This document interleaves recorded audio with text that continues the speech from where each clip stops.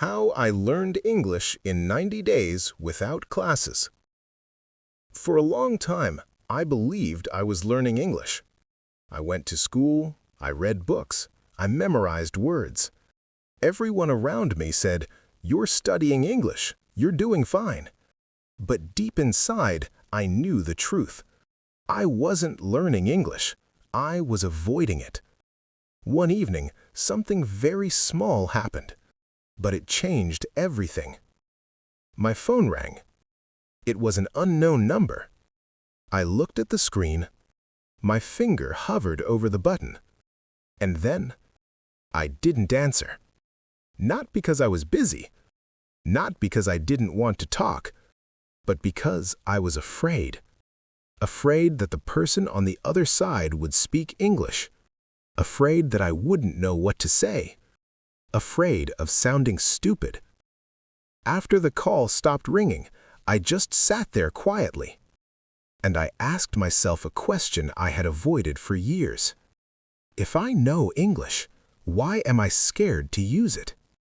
That question stayed with me all night. The next morning, I realized something painful. I had spent years preparing to speak English, but I had never actually spoken it. I knew grammar rules, I knew vocabulary, but when it came to real life, my mind went blank. That's when I understood my biggest mistake. I was learning English like a subject, not like a language. I thought I needed a teacher, a classroom, perfect pronunciation, confidence first. But I had none of those. What I had was frustration. So I made a very simple decision. I said to myself, I will give myself 90 days. No classes, no teachers, no excuses. I didn't promise fluency. I didn't promise perfection. I promised only one thing. I will not quit. The first few days were uncomfortable. Very uncomfortable. I didn't suddenly feel motivated. I didn't suddenly feel confident. In fact, I felt the opposite. I felt awkward. I started doing something strange. I talked to myself. In English. Not loudly. Not confidently. Just quietly. I am tired. I don't understand this. Today was difficult. The sentences were simple, sometimes broken, but they were real. At first, my brain tried to translate everything. Every word felt slow, but I kept going. Not for hours, just a few minutes every day. Then I changed one small thing. I stopped asking, "Do I understand everything?" Instead, I asked, "Do I understand enough?" That changed my mindset. I listened to short English videos, simple stories, the same ones again and again, not to memorize, not to analyze grammar, just to listen. I let my brain get used to the sound. And something interesting happened. I stopped feeling scared of English. I still made mistakes. I still didn't speak perfectly, but the fear was slowly disappearing. And I realized something important. Most people fail at English because it's difficult. They fail because they wait too long to feel ready. I had waited for years. These 90 days were different, because this time I didn't wait for confidence. I acted without it. By the end of the first few weeks, English was no longer an enemy. It became part of my day, part of my thoughts. And that was only the beginning. Because the real challenge was not learning English. The real challenge was continuing when motivation disappeared. In the next segment, I'll share the simple daily system that helped me stay consistent even on the days I wanted to quit. Segment 2, where the habit is built. By the time the excitement faded, I understood something important. Motivation is loud at the beginning, but it becomes very quiet after a few days. Some mornings I woke up feeling hopeful. Other mornings I felt tired before the day even started. And that's when most people quit. Not on day 1, not on day 3. They quit on the days that feel normal. Nothing dramatic happens, no big failure, just boredom. I knew this feeling well. I had started learning English many times before, and I had stopped many times before. So this time, I made one rule. I will not rely on motivation. Instead, I built a habit so small that my brain couldn't reject it. I didn't say, I will study English for 1 hour. That felt heavy. I said, I will touch English every day. Just touch it. Some days that meant 5 minutes. Some days 10. The rule was simple. No 0 days, even on bad days, especially on bad days. I chose one fixed time, not the perfect time, just a repeatable one.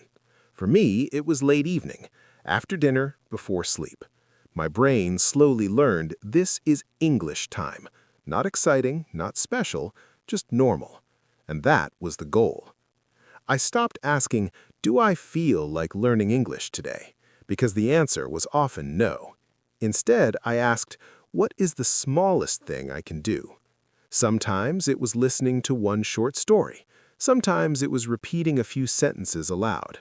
I didn't chase new content. I repeated the same content again and again. At first, it felt boring. Then it felt familiar. Then it felt easy. That's when learning actually started, because repetition removes fear. I also stopped correcting myself too much. If I made a mistake, I kept going. If I forgot a word, I used another one. I learned something important. Fluent speakers don't speak perfectly. They speak continuously. So I practiced continuity, not correctness. Another thing I changed was my environment. I surrounded myself with English. Not all day, not everywhere, just enough to remind my brain that English exists. Phone language, short videos, simple audio while doing other things. English stopped feeling like a task. It became background noise. And background noise slowly becomes understanding. Some days I felt stuck. I felt like I wasn't improving, but I didn't stop, because habits don't show results immediately. They work quietly. 1 week passed, then 2. I still wasn't fluent, but something had changed. I no longer hesitated before speaking. I no longer panicked when I heard English. That was progress, even if it didn't look impressive. One night, I noticed something small. I was thinking about tomorrow in English. Not intentionally, it just happened. That moment was powerful because it proved something. The habit was working. Not because it was intense, but because it was consistent. Most people want fast results. They want to feel improvement every day. But language doesn't work like that. It grows slowly, quietly, like a habit. By the end of the first month, English had become part of my routine. Not a project, not a challenge, just something I did. And when something becomes normal, it becomes sustainable. But there was still one big problem: life. Busy days, low energy, unexpected stress.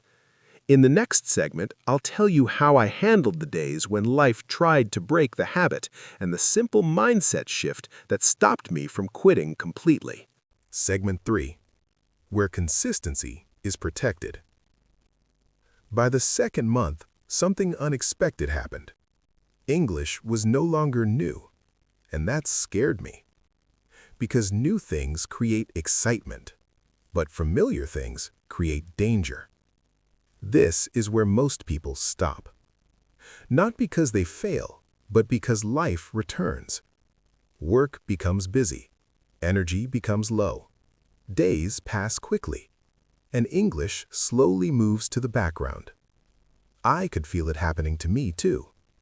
Some evenings I sat down and thought, I'll do it tomorrow. Tomorrow sounded harmless, comfortable.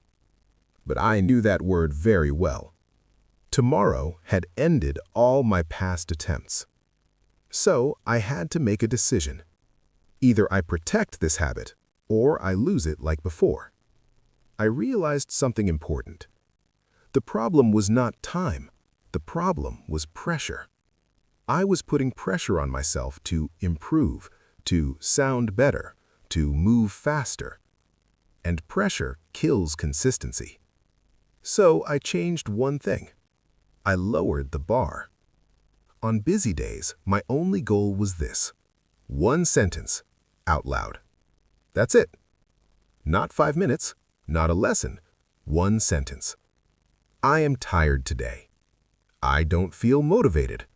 Today was long. Some days, that was all I did.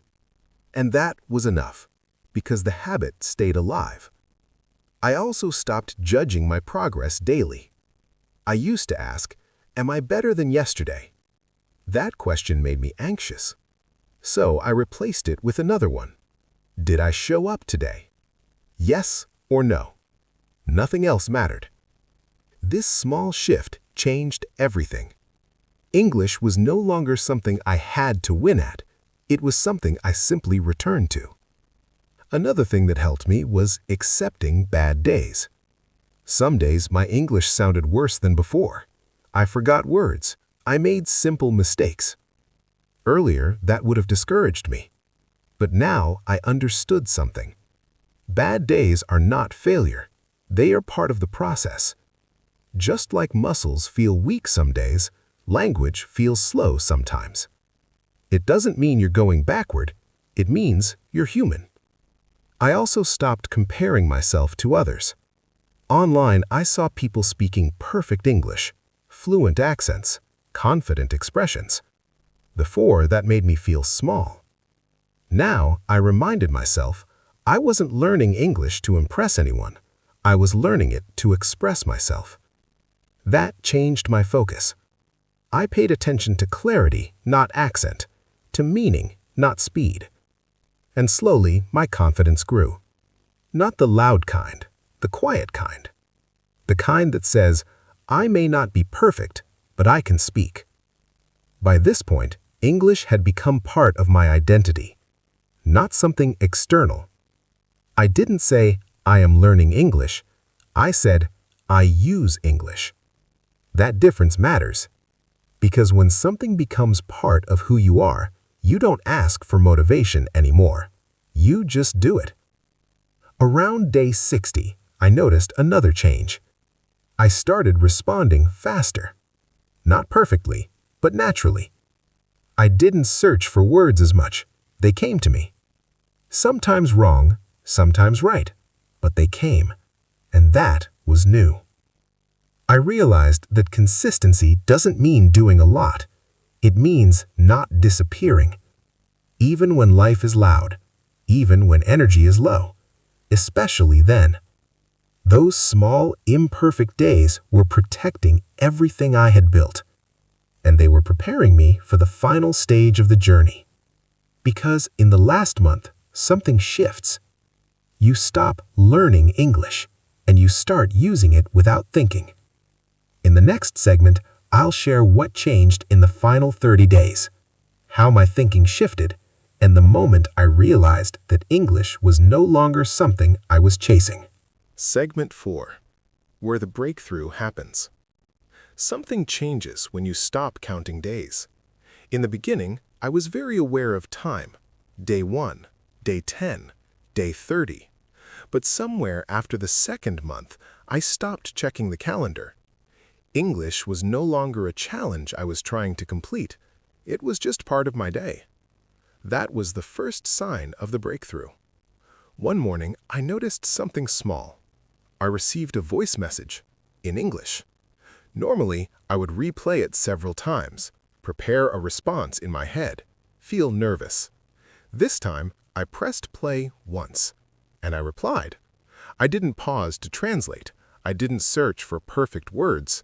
I just spoke. After sending the message, I stared at the screen for a moment. Not because it was perfect, but because it was natural. That moment felt quiet, but it was powerful, because I realized something. I was no longer preparing to speak English. I was using it. During the final 30 days, I stopped adding new methods. No new apps, no new systems. I stayed with what was already working. Simple listening, simple speaking. But I changed one thing. I started reacting in English. When I was happy, I reacted in English. When something annoyed me, I reacted in English. Short phrases, natural expressions. English became emotional, not academic. That made a big difference, because language lives in emotion, not in textbooks. Another change happened in my mindset. I stopped worrying about how I sounded. Earlier, I cared about accent, grammar, mistakes. Now, I cared about clarity, connection, confidence. If the other person understood me, that was enough. I also noticed that silence no longer scared me. Before, when I didn't know a word, I would freeze. Now, I paused, found another way to say it, and continued. That ability to continue is real fluency. Not speed, not perfection, continuation. Around day 75, someone asked me a simple question. Did you take English classes? I smiled, because for the first time, the answer felt different. No, I said, I just practiced every day. That answer surprised even me, because I realized how small my daily efforts had been. No dramatic study sessions, no extreme discipline, just showing up, over and over. And that's when another truth became clear. English didn't improve suddenly, it improved quietly. So quietly that I didn't notice it day by day, only when I looked back. The fear was gone, the hesitation was gone. Not completely, but enough. Enough to speak, enough to respond, enough to exist in English. The breakthrough wasn't a moment of excitement, it was a moment of calm. A moment where English stopped feeling heavy. And that calm was more valuable than any motivation. As the final 90 days came to an end, I realized the journey wasn't about English at all. It was about trust. Trusting small actions matter. Trusting consistency. Trusting the process. In the final segment, I'll share the most important lesson I learned, the one that changed how I approach learning anything, and what I would tell anyone who feels stuck, afraid, or ready to quit English. Segment 5. Where the lesson stays with you. When the 90 days ended, nothing dramatic happened. No celebration, no big announcement. I didn't wake up one morning and suddenly feel fluent. What I felt was something quieter. Comfort. English no longer felt heavy. It no longer felt like a test I could fail. It felt usable. That's when I understood the biggest lesson of all. English didn't change my life because I mastered it.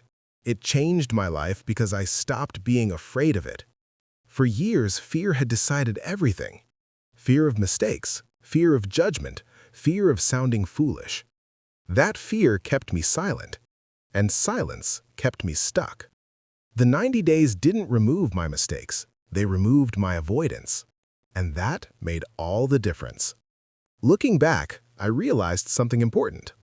Most people don't fail at learning English. They fail at staying with it. They start with energy.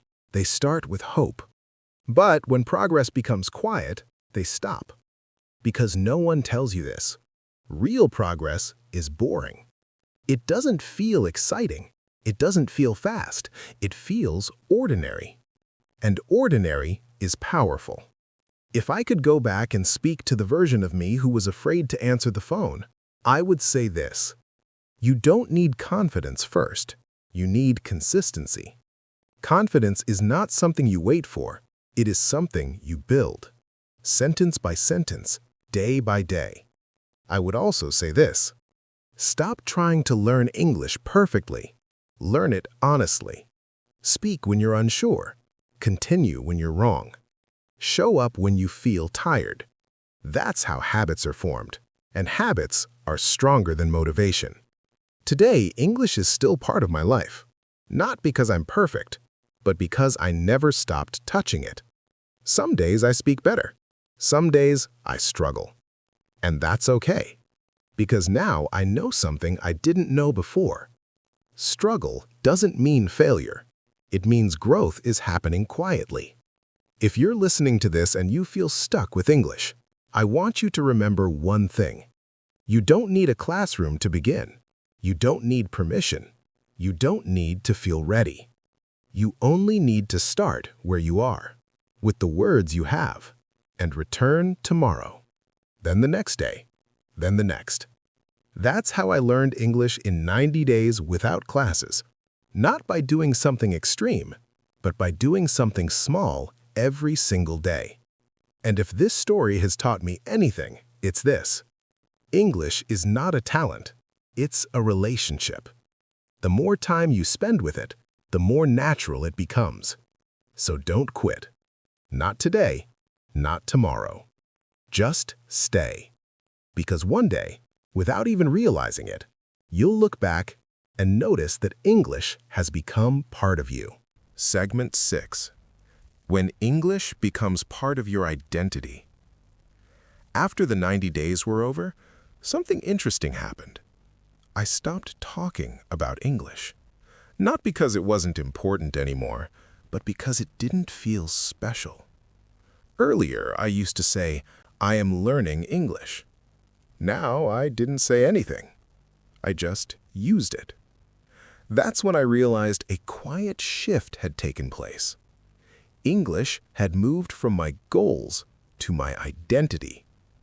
And identity is powerful. When something is part of who you are, you don't negotiate with it. You don't wait for motivation. You don't need reminders. You simply return to it. I noticed this during normal moments, while thinking, while planning, while reacting emotionally. English showed up naturally. Not always clearly, not always correctly, but naturally. That's when I understood something I had missed before.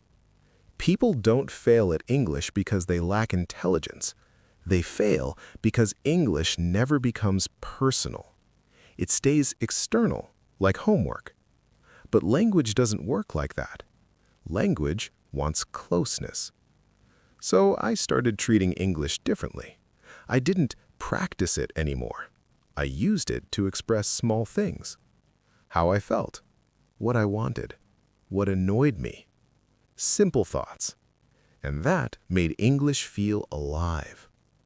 I also noticed that my listening had changed. Before, English sounded fast, like noise. Now it sounded familiar. Not because I understood every word, but because my brain stopped panicking. Fear had left. And fear is what blocks understanding. Another thing happened, too. I stopped caring about other people's timelines. Some people learned faster, some slower. That no longer mattered, because this wasn't a race anymore. It was a habit. And habits don't compete. They exist. One day, someone corrected my English. Earlier, that would have embarrassed me. This time, I thanked them and continued speaking. That moment mattered because correction no longer felt like judgment. It felt like refinement. That's the sign of real confidence. Not the confidence of being perfect, but the confidence of being okay with imperfection. English didn't make me smarter. It made me calmer. Calm enough to continue. And that calm told me one thing clearly. This wasn't the end. This was just the beginning. Segment 7. What I would tell you if you're about to quit. If you are listening to this and you feel tired of English, I understand you. I have been there. That quiet frustration, that feeling of being almost there but never enough. So let me tell you the truth. The honest one. English does not suddenly click. It slowly settles. And most people quit right before that happens. They think nothing is changing, but something is. It's just invisible. If you feel stuck, don't change everything. Change one small thing. Lower the pressure. Shorten the time. Simplify the goal. 5 minutes is enough. One sentence is enough. enough to keep the habit alive. Because quitting doesn't happen suddenly, it happens quietly. One missed day, then another, then silence. Don't let silence win. Even on the days you feel embarrassed, even on the days you feel slow, speak anyway. Listen anyway. Return anyway. You don't need to love English, you just need to stay with it. And one more thing, stop waiting to feel ready. Readiness is not a feeling, it's a result. You feel ready after you act, not before. So if you are standing at the beginning, or stuck in the middle, or thinking about quitting, remember this story. Not because it's special, but because it's simple. English didn't change because I was talented, it changed because I stayed. And if you stay long enough, English will meet you halfway. Quietly. Naturally. Just like it did for me. Subscribe now, join the Bright World English Academy family, and let's start your English learning journey together.